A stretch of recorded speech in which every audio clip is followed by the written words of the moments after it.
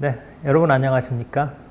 저는 아트인문학이라는 이름으로 미술과 인문학을 또 여러 대중들과 함께 나누는 그런 책을 쓰고 있는 김태진이라고 합니다. 네, 오늘은 제가 현대미술을 왜 알아야 하는가 라고 하는 내용을 좀 들려드릴까 합니다. 여러분 요즘 미술을 좀 봐야 하는 그런 시대가 되었습니다.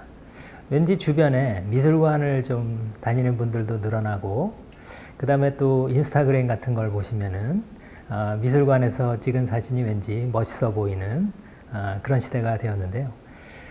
이런 변화를 좀 우리가 이해할 필요가 있을 것 같아요. 제가 이제 소개하고 싶은 이제 우리 또 유명한 스타가 한 명 있는데요. 여러분 BTS라고 너무나 많이 아실 거예요. BTS의 리더가 RM이라는 그런 아티스트인데 그 아티스트가 이제 많이 알려졌죠. 미술 애호가다 이런 식으로 알려졌는데 주요 전시가 있으면은 그 전시장에서 찍은 사진을 올리기도 하고 그런 이제 아티스트입니다. 근데 제가 솔직히 말씀드리면 제가 2017년경에까지도 BTS를 잘 몰랐어요. 물론 이름은 알고 있었죠. 그리고 굉장히 유명한 그룹이란 정도는 알고 있었는데 어느 날 그 지인분들이 저보고 BTS의 리더가 제 책을 소개했다라고 그렇게 연락을 해주시는 거예요. 그래서 한번 찾아봤죠. 찾아봤더니 그 팬들하고 이제 인터넷으로 이렇게 대화를 나누다가 아마 팬들이 그렇게 물어봤던 것 같아요. 요새 무슨 책 읽어요? 이렇게 물어보니까 책꽂이에 가서 한 권을 딱 꺼내왔는데 그게 이제 저의 그 아트인문학 보이지 않는 것을 보는 법 그 책이었던 거죠. 그래서 저 속으로는 그 음악을 하는 아이돌인데 미술에 관심을 갖고 있다. 그래서 이제 저로서는 좀 호기심도 생기고 관심이 좀 생겼죠. 그래서 그 뒤로 BTS를 좀 알게 됐는데 BTS가 제가 보통 선입견처럼 갖고 있었던 아이돌하는 그런 이제 대중 가수들 그런 가수들에 대한 선입견을 좀 깨줬다고 할 수 있어요. 그래서 그들의 음악도 좀 들여다보고 그들이 우리 사회에 던지는 메시지나 이런 것들을 좀 보니까 생각이 있구나. 그리고 우리 시대와 함께 호흡하는 게 아주 좀 긴밀히 잘 연결되어 있다는 그런 것이 좀 느껴졌어요. 이런 힘들이 어떻게 보면 다 인문학의 힘이 아닐까 그렇게 생각을 해보면서 그래서 이제 리더인 그 RM에 대해서 많이 관심이 생겼죠. 그런데 알고 보니까 단순히 이제 미술책 정도 아는 그런 사람이 아니라 또 미술관에 또 크게 기부도 하고 그 다음에 또 실제로 미술에 대한 이해도도 굉장히 높은 것으로 그렇게 알려져 있죠. 그래서 이제 저는 그 RM이라고 하는 그 아티스트가 알고 있는 것을 이렇게 정의해 볼 수 있을 것 같아요. 우리 시대가 무엇을 요구하는지 정확하게 알고 있다. 그리고 본인의 어떤 영감의 원천으로서 미술을 적절히 잘 활용하는 것 같다. 네, 그런 생각을 해봤어요. 근데 이 RM이라고 하는 이 스타만이 아니라 요즘 젊은 분들이 미술관 나들이를 하고 있습니다. 지금부터 2년 전인데요. 데이비드 호크니 전이 서울 시립미술관에서 열렸어요. 근데 그 미술관 전시가 이제 대박을 쳤다 이런 얘기를 했는데 실제로 연인원이 40만 명 가까운 인원을 기록할 정도로 사실 대단히 많은 인파가 몰렸습니다. 저도 사실은 그 전시를 이제 여러 번 가봤는데요. 그때마다 깜짝 놀란 게 많은 인파들이 이제 들어오다 보니까 미술관에서는 실내에서 관람하는 인원 숫자를 좀 조절해야 돼요.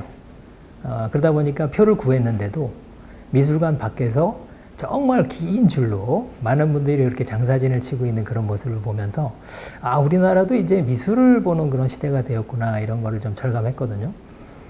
근데 어떤 분들은 이런 말씀을 하세요.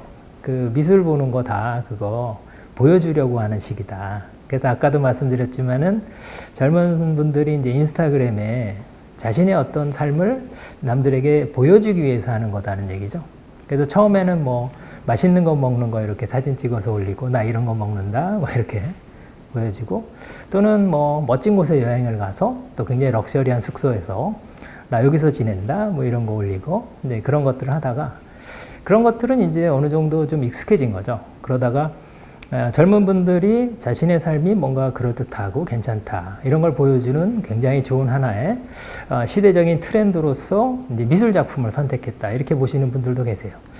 근데 저는 그런 분석도 어느 정도 일리는 있다고 생각하는데, 근데 그렇게만 볼 것이 아니라 그 이면을 좀 봐야 된다고 생각해요.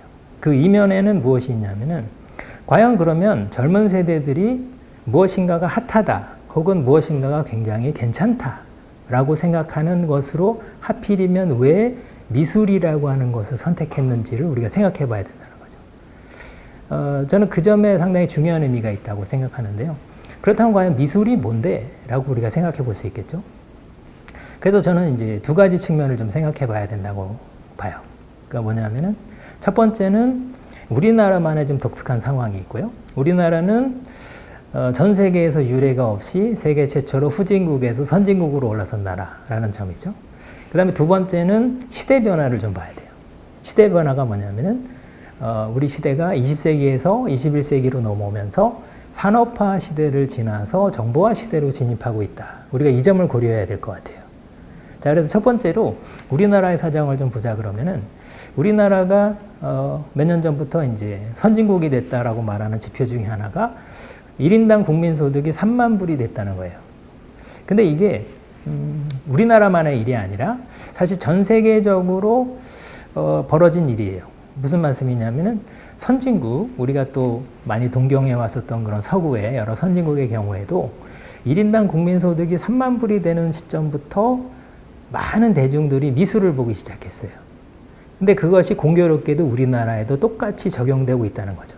우리나라에서도 이제 미술 붐이 이제 불어닥친 것이 지금부터 한 4, 5년 전이라고 볼 수 있는데, 그 시점이 절묘하게도 일치해요. 국민들의 소득 수준이 올라섬에 따라서 사실 미술이라고 하는 것이 사실은 열심히 바쁘게 살아가고 있는 그런 분들에게는 사실 일상의 삶에서 크게 다가오지 않았던 것이었다가, 아주 뭐 잘 사는 층이라든가 그쪽에 전문적으로 종사하는 분들만의 세계였다가 이것이 이제 대중들의 영역으로 넘어오게 된 것이죠. 그런 측면을 하나 고려해야 될 것 같아요. 이제 미술을 봐야 되는 그런 시대로 진입했다라는 측면이고요. 두 번째는 우리가 산업화 시대에서 정보화 시대로 넘어오게 되면서 우리 삶의 방식과 그 다음에 우리에게 요구되고 있는 것들이 많이 달라졌다는 거예요. 무슨 말씀이냐면은, 산업화 시대에는 일단은 근면하고 성실하면 돼요. 그러니까 주어진 일이 있어요. 그래서 우리나라도 사실은 다른 나라를 바쁘게 쫓아가는 입장이다 보니까, 그래서 우리나라의 경우에는 매뉴얼 같은 게 주어지고 그것을 얼마나 꼼꼼히 잘 해내느냐를 가지고 사실은 우리가 노력을 해왔던 거죠.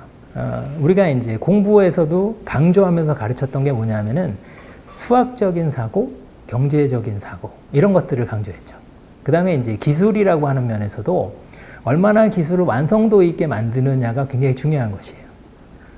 그런 것이 이제 강조되던 시대에는 사실은 이것과 미술의 관련성을 아무리 연결 지으려고 해도 연결 지을 고리가 없어요. 과거의 20세기까지 산업화 시대를 사는 동안에는 사실은 미술에 대해서 관심을 가질 이유가 없었다. 우리가 그렇게 봐야 되겠죠. 그런데 정보화 시대가 열리면서 많은 것들이 달라졌어요. 지금은 근면하고 성실하면 안 돼요. 왜냐하면 근면하고 성실하면은 아무것도 못하는 사람이 돼버려요. 그래서 지금 요구되고 있는 것은 남다른 생각을 할 수 있어야 돼요.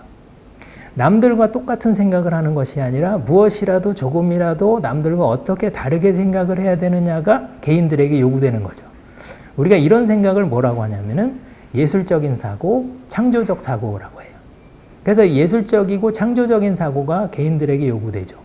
말하자면은 우리가 직장인으로 살아감에 있어서도 지시된 일을 수행하는 그런 직장인으로서는 오랫동안 살아남기가 어려워요. 그렇다면 뭐냐면 자신이 하고 있는 일에서 전문성을 높여가면서 그 과정에서 어떻게 하면 남다른 무엇인가, 그래서 남들이 생각하지 못한 무엇인가를 나만의 것으로 가질 수 있느냐, 그런 것이 요구되는 거죠.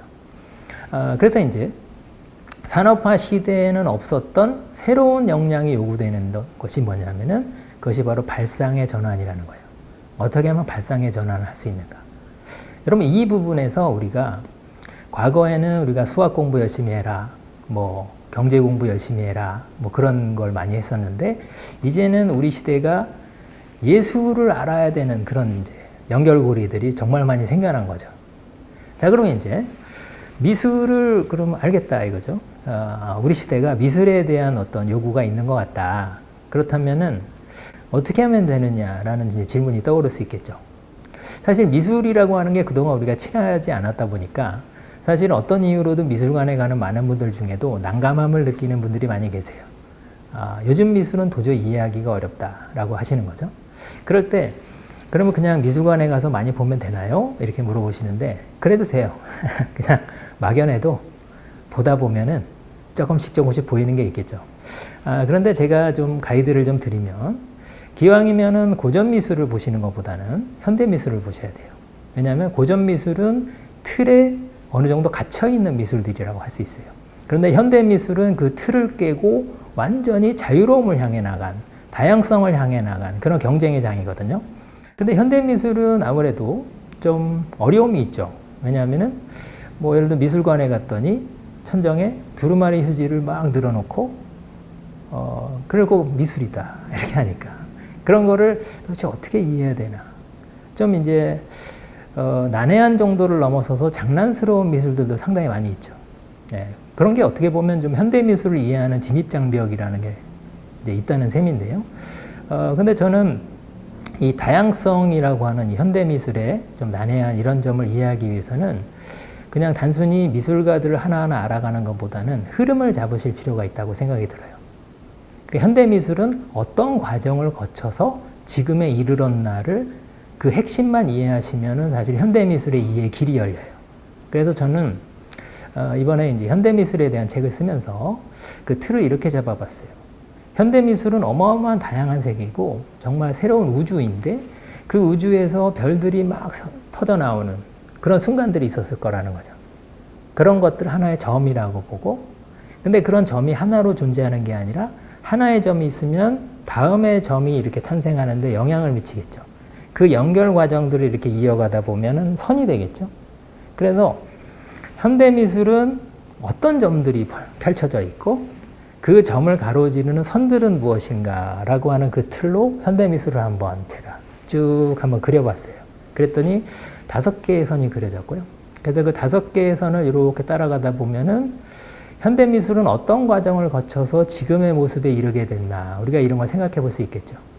자, 그래서 오늘 뭐 자세한 얘기까지는 들려드릴 수는 없는데 현대미술에 관심 가져주시고 그 다음에 현대미술을 이해할 때 너무 방대한 양에 너무 처음부터 주눅들지 마시고 현대미술의 맥을 정확하게 짚는 방법 그 점으로 접근하시면은 또 현대미술을 이해하시는 좋은 방법이 될 것 같습니다.